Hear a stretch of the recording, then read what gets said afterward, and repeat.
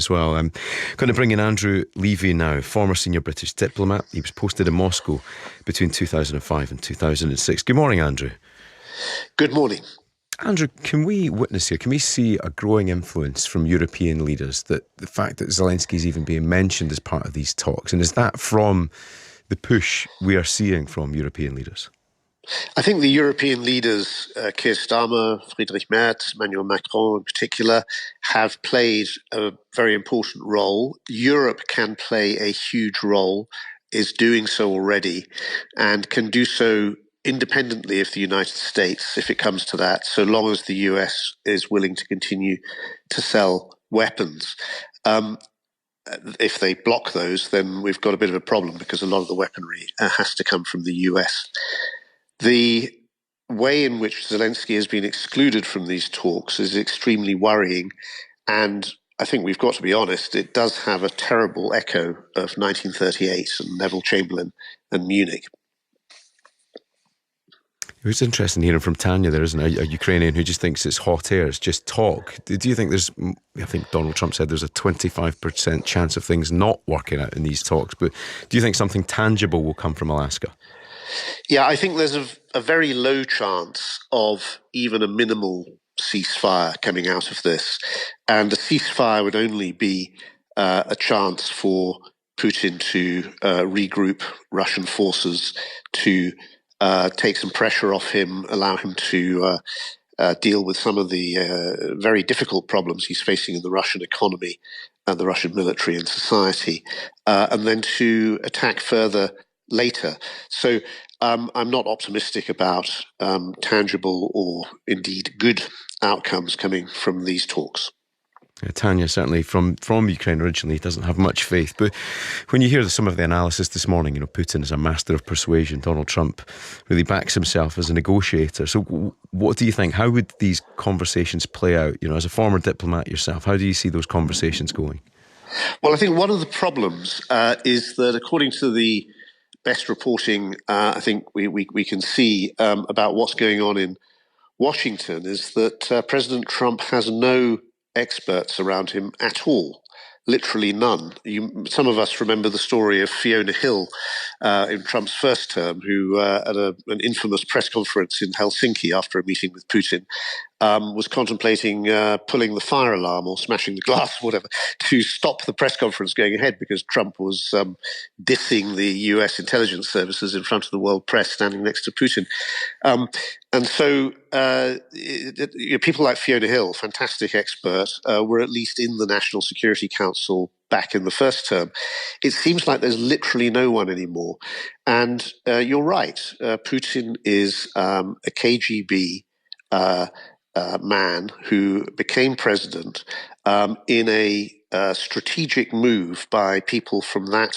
In Russian, it's called Siloviki. This is the hard men side of Russia, former KGB people to a large extent. Strategic move, long planned, to take over control of the Russian state, turn it into an internally repressive dictatorship, and to become externally aggressive, invading territory that used to be part of the old Soviet Union, and indeed that used to be part of the old Warsaw Pact. And that takes you all the way up to the Elbe River down the middle of Germany. So without getting too overexcited about it, I think we have to realize that there is a long-term strategic plan here. And it is basically about accumulating vast quantities of resources and territory. You might say for the greater glory of the Russian state, but since the Russian state is run by a tiny clique of highly kleptocratic dictatorial people, it's really about their power and wealth and survival. And that's where we find ourselves. And I'm really not sure that President Trump is looking at it in that way. And therefore, I'm not sure he can negotiate in an effective way with Putin. Okay, Andrew Levy, former senior British diplomat, stay with us. We've got a couple of messages here that I'd like to share. I really, really hope that Trump sees the light of day and realises what a dangerous tyrant Putin actually is. I fear Trump's desire for glory transcends any true understanding of Ukraine's situation. That's from Carol in Fleet. Thank you for that message, Carol.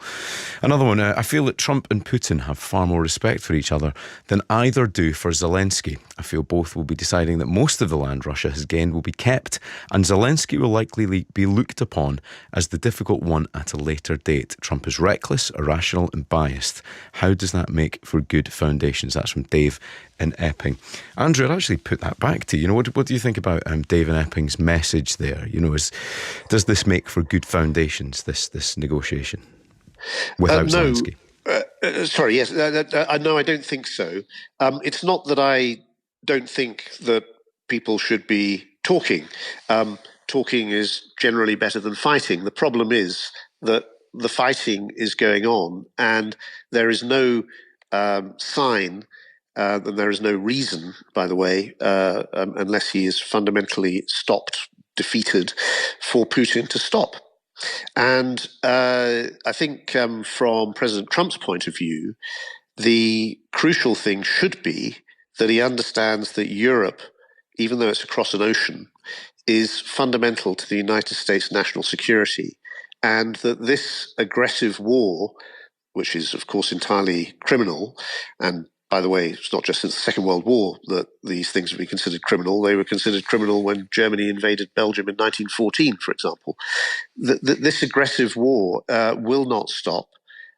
It will continue through Ukraine into other countries, as Tanya, your Ukrainian caller, was saying earlier, I think.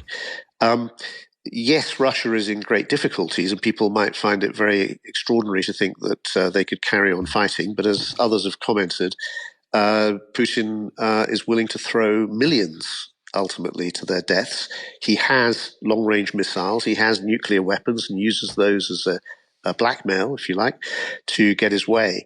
So this is an extremely disturbing situation, and needs to be confronted with strength, not with grasping after Nobel Peace Prizes or whatever else might be going on in some people's minds. Okay, Andrew, thank you very much, former senior British diplomat. We'd love to hear from